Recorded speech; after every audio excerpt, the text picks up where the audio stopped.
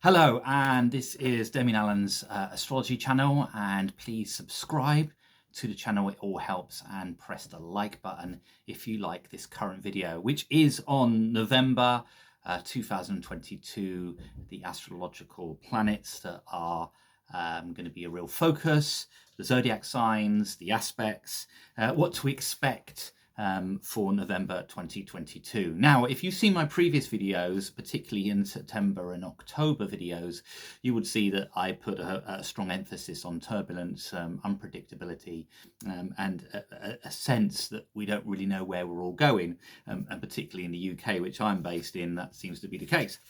November is a bit of a turning point. We've got some big astrological features happening, including a lunar eclipse, which we'll come on to.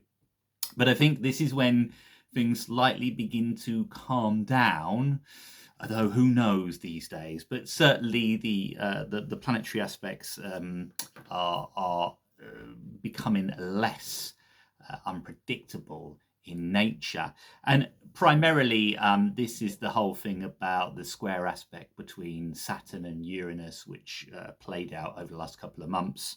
And when we start the beginning of the month, the 1st of November, you know, Saturn is at 18 degrees moving forward. From the 23rd of October, it began to move station direct. And Uranus is at 17 degrees. So they're only 1 degree apart, but obviously Saturn is moving forward and does reach 19 degrees by the middle of the month. Now, also Uranus is moving backwards, so they are sort of separating, which usually leads to space being created for a little bit of normality to come in, or stability. However, those two are still going to be causing problems, and I think it's mainly the fallout of September and October and how that's impacted all of us, and what are we going to do about it? And they often say, it's really challenging for a lot of people, because this unpredictability, this disruptive element, coupled with this conformist kind of attitude of Saturn, really doesn't bode well for most people. And how governmental institutions and economics and political parties respond to that is absolutely crucial. And so when you've got two planets that are sort of separated and have caused this disruption, which these two have, then you're looking for an alternative viewpoint to come in and almost take that middle space to be able to say, well, okay, let's get a balance between these two energies that have been so prevalent over the last couple of years. And these two planets, Saturn and Uranus, don't actually make a square as intensely aspect as it has been. They are coming apart. So this is like, the analogy, if we've been in a forest going, where do we go and what do we do? Suddenly we see a clearing, and there is a direction that is sort of manifesting for us and in front of us. So there are things that kind of move in, but it means that the unpredictability and the chaos is still around us, but perhaps not as fast moving as it has been. So that's one of the things. Jupiter is going retrograde. Jupiter went back into Pisces towards the end of October, from about the 27th of October. So it went back into Pisces, which is in its rulership, but it is going backwards. Mars started on the 30th of October to go retrograde. Now, I've talked about this in previous videos, how that's made an impact, particularly on those who are born at the end of Pisces, Gemini, of course, Virgo, and Sagittarius. So, if you're born in the latter days of those particular zodiac signs, then this is a big sort of time for you. And it's how you utilize that Mars energy, whether you internalize it, which tends to not be the best mode of expression, or do you externalize it, but in a structured, assertive way? That's a big thing to sort of play out for a lot of you, and that goes all the way through to, of course, January next year. So this November is the first time that you will really experience that retrograde Mars energy that's around you. One of the other things, of course, Venus is in Scorpio at the beginning of the month, as well as Mercury and, of course, the Sun. So we've got a very big shift of Scorpio energy that's taking place here, and that's always about delving into deeper issues and unlocking a kind of that energy of the two worlds, the veil between the two worlds being very, very powerful when the Sun is in Scorpio. So that's a powerful symbol on an archetypal level that we are working through, all of us. The shadow archetype.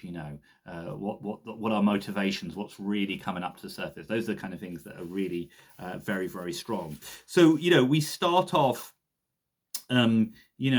with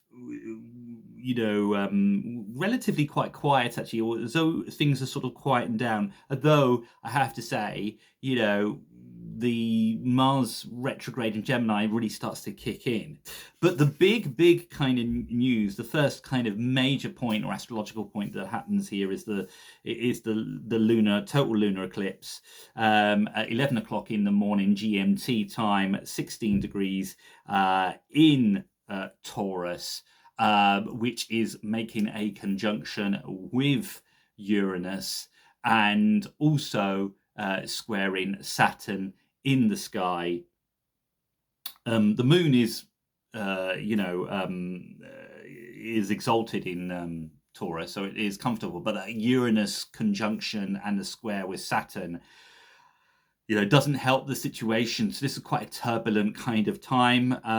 For those of you born in the sort of middle part of Taurus, the period of around about the 5th to the 10th of May, the 5th of August to the 10th of August, the 5th of November to the 10th of November, and the 5th of February to 10th of February, you're going to be particularly affected by this lunar eclipse significantly. It's going to hit areas in your chart that you have to kind of deal with stuff, and that's the 2 days leading up to it and the 2 days afterwards.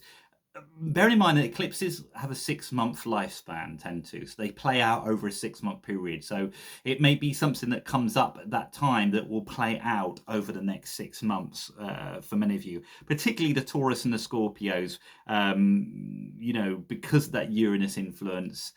Particularly, something might just come up to the surface in your life that you think, well, I never expected that to happen, and that plays out over the next 6 months here. For the UK chart, it's really interesting because the UK has been affected primarily by the North Node and the South Node in the 1801 chart with the Libra rising in the 2nd and the 8th houses, which are the financial houses, and this definitely brings about a close of a situation from an economic point of view. Obviously, the UK has experienced a lot of turbulence politically, and I believe at the time that I'm recording this, which is the 23rd of October, that there is going to be some kind of financial announcement around on Monday, the 31st, on Samhain. Unbelievable, isn't it? But so there may be that situation with the lunar eclipse kind of closes stuff a little bit for a new kind of start. And this is all in the 8th house, which is investment, other people's money, or what people invest into the UK. So that's going to be very, very interesting time from a political point of view, and we may see new things start to emerge. And that Taurus thing about stability coming in, particularly, and maybe something to do with food or food prices around that time being unearthed. Though the Uranus energy will make it incredibly unpredictable, as you could imagine. We got Venus entering in Sagittarius on the 16th.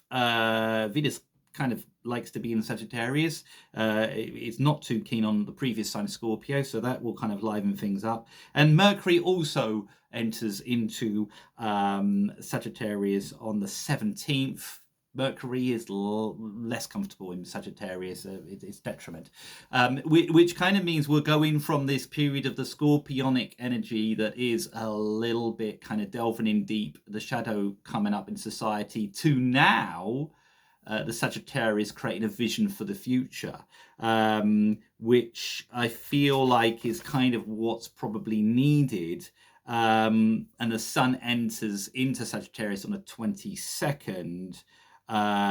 Which is going to really kind of bring in that visionary element here. So this is almost like a bout of optimism that's coming our way here, and that gets magnified on the 23rd when we have a new moon around about 11 p.m. GMT time in Sagittarius, as well as Jupiter, which is in Pisces, is going direct on that day. So that will really kind of, help those that are in a Jupiter perfected year, but also Jupiter's vision can kind of, for us all on a collective basis, can begin to move forward. And that is really kind of significant from the turbulence that we've been in, that Jupiter is meeting with, Mercury, and Venus. Even if it's a square aspect, it's still a dynamic aspect that things can get moving. So that's going to be kind of very interesting for November, and that's the time when things begin to kind of settle a little bit. And because that separation of Uranus and Saturn is beginning as we go further and further into November, beginning to kind of manifest, that's going to help an awful lot. This is a time which, from an astrological point of view, is the end of a cycle. We got some big movements in 2023, particularly with Pluto. And Jupiter's going to be kind of rocking forward, and Saturn's going to be moving signs. So there's a lot coming up for us, and this will feel like, oh, it's the end of the world. Where are we going from here? But as we go further and further into November, we start to see that there's new visions, there's new voices that are in the public eye, that are speaking with a bit more clarity and a vision of themselves of how they want the world to be constructed. Whether you agree with it or don't, it doesn't really matter, because what's lacking hugely is a lack of vision, the big picture. And this is a kind of sense of things actually moving in that direction in the right area. So this is a really powerful time. But the traditional aspect is interesting because, of course, Saturn is transiting in Aquarius and has been for a 2.5 year period, which is comfortable with its traditional ruler. But that does mean that the traditional way of doing things still is trying to be the main kind of guidance for those that are in charge. And the Uranus and Taurus doesn't really work particularly well. That's having issues with that. So as we get into next year and we see that Saturn goes into Pisces, which has a lot more flexibility to it, Pluto moves into Aquarius, we will start to see that a sort of new era kind of being born at that time. So this will feel at times like, oh God, I don't know where this is all heading. I don't know where it's all going. And that's how it will feel because of the planetary aspects. But that's okay. Things rarely end nicely. There's always a bit of chaos. There's always a bit of disruption. There's always a sense that kind of, okay, where do we go from here? And then as that kind of begins to pan out, we begin to all see things in a different way. So there is a significance about this November. And I would say to all of you this time, what you see played out in the media, in the political arena, is not the end result. It is a lot to do with fear and panic.